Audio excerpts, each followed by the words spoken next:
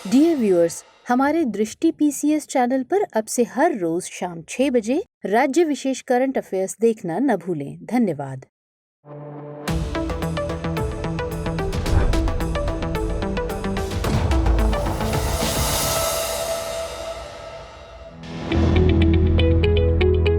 Dear viewers, इस topic को अंग्रेजी में देखने के लिए देखिए हमारा इंग्लिश यूट्यूब चैनल।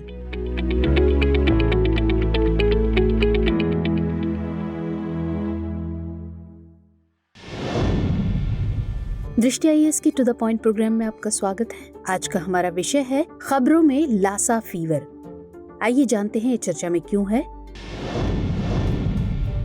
दरअसल बीते सप्ताह यूनाइटेड किंगडम यानी UK में लासा बुखार यानी लासा फीवर से पीड़ित 3 व्यक्तियों में से एक की मृत्यु का मामला सामने आया। लासा फीवर के इन मामलों को पश्चिम अफ्रीकी देशों की यात्रा से जोड़ा जा रहा है। आइए जानते हैं लासा फीवर के बारे में। ये एक वायरस है जिसकी खोज सर्वप्रथम 1969 में पश्चिमी अफ्रीकी देश नाइजीरिया के लासा नामक स्थान पर हुई थी। इसी स्थान के नाम पर इसे लासा फीवर की संज्ञा दी गई। इस बीमारी का पता तब चला जब इससे 2 नर्सों की मौत हो गई थी। ये वायरस पश्चिम अफ्रीकी देशों खासतौर से सिएरा लियोन, लाइबेरिया, गिनी और नाइजीरिया में पाया जाता है, जहां यह एक महामारी यानी एंडेमिक के रूप में घोषित है। लासा वायरस के संक्रमण से आने वाले बुखार को ही लासा फीवर कहा जाता है। ये बुखार चूहों से मनुष्यों में फैलता है।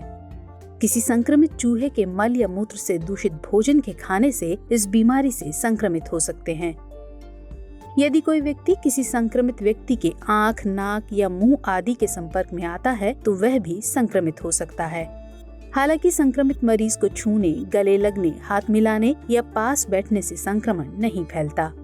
इसके अलावा जब तक किसी व्यक्ति में लक्षण प्रकट नहीं होता तब तक आमतौर पर उससे दूसरा व्यक्ति संक्रमित नहीं होता।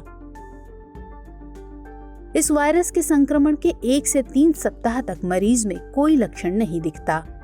हल्का बुखार, थकान, कमजोरी और सिर दर्द इसके हल्के लक्षणों में शामिल हैं, जबकि गंभीर परिस्थिति में मरीज को सांस लेने में परेशानी होने लगती है।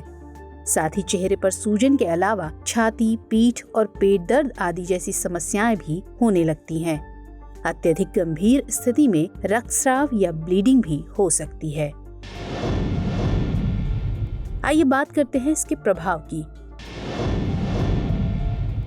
वायरस के लक्षण दिखने के 2 सप्ताह बाद से जटिलताएं बढ़ने पर मृत्यु की आशंका बढ़ सकती है। इसमें मृत्यु आमतौर पर मल्टी ऑर्गन फेलियर के कारण होती है।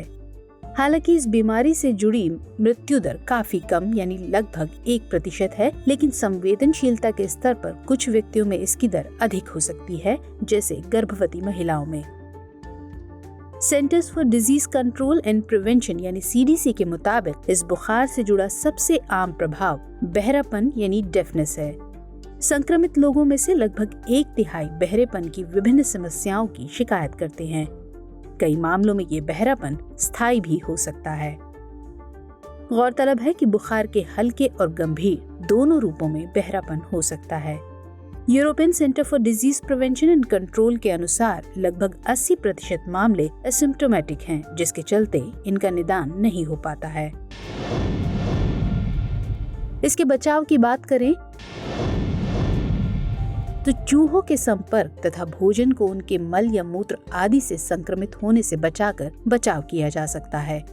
इसके अलावा जहां यह रोग एक महामारी के रूप में व्याप्त है, ऐसी जगहों से जितना संभव हो दूर रहकर और स्वच्छता बनाए रखकर।